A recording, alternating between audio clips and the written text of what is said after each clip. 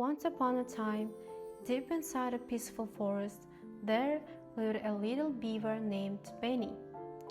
Benny loved the river. Every morning he played beside it. Every afternoon he splashed in its cool water. And every night he fell asleep listening to its gentle song. The river was never quiet. It bubbled over rocks, it whispered through reeds, it splashed beneath wooden bridges. Its soft music filled the forest with comfort. The rabbits loved it, the deer loved it. Even the tiny field mice slept peacefully to its sound. But one evening, something strange happened. As the sun disappeared behind the hills, the stars began to twinkle overhead. Benny noticed something unusual. The river had become silent. No splashing, no bubbling, no whispering, nothing. The forest felt strangely empty. Benny blinked. Then he listened carefully. Still nothing. The river was completely quiet. That night, none of the animals could sleep. The rabbits tossed and turned. The squirrels kept peeking out of their nests. The deer wandered nervously through the trees. Everyone missed the river's soothing song. The next morning, Benny visited his friends. "Have you heard the river?" he asked. The animals nodded sadly. "It's too quiet. It feels wrong," said a deer. Benny looked towards the river. Something had happened, and he was determined to find out what. "I'm going to follow the river and discover why it stopped singing." The animals smiled hopefully.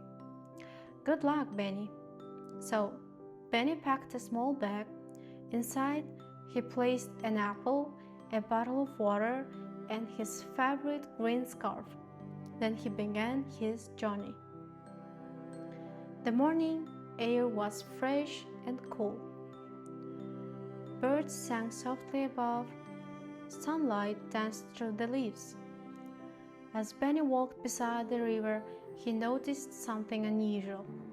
The water was still moving, but very slowly, almost as if it were tired. "That's strange," Benny whispered. Soon he reached a meadow filled with wildflowers. There he met Molly the rabbit. She sat beside the river, looking worried. "Hello, Benny." "Hello, Molly. Have you found out why the river is quiet?" "Not yet."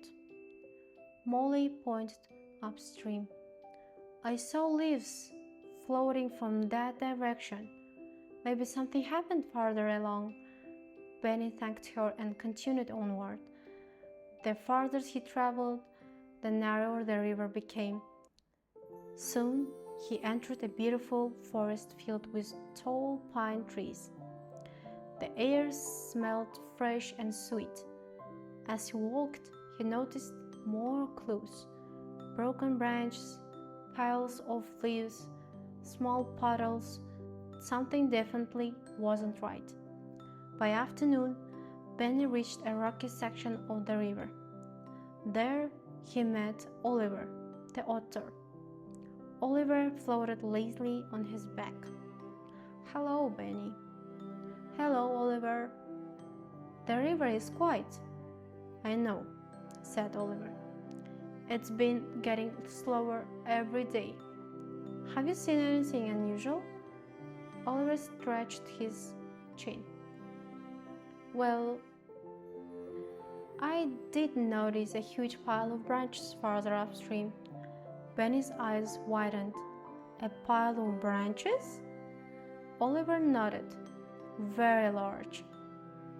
Benny thanked him and hurried onward. As the sun began lowering in the sky, Benny finally reached the source of the problem. He gasped. Across the river stood an enormous pile of fallen branches, logs, leaves, and sticks. A recent storm had knocked a tree into the water. The debris had created a giant blockage. The river couldn't flow properly. Its song had disappeared. "No wonder the river is silent," Benny said. The river wasn't sick. It wasn't gone. It was trapped. Benny looked at the massive pile. It was much too large for one little beaver. For a moment, he felt discouraged. Then he remembered all the animals who couldn't sleep. The rabbits, the squirrels, the deer. The entire forest needed help. Benny smiled. "I don't have to do this alone." He hurried back downriver.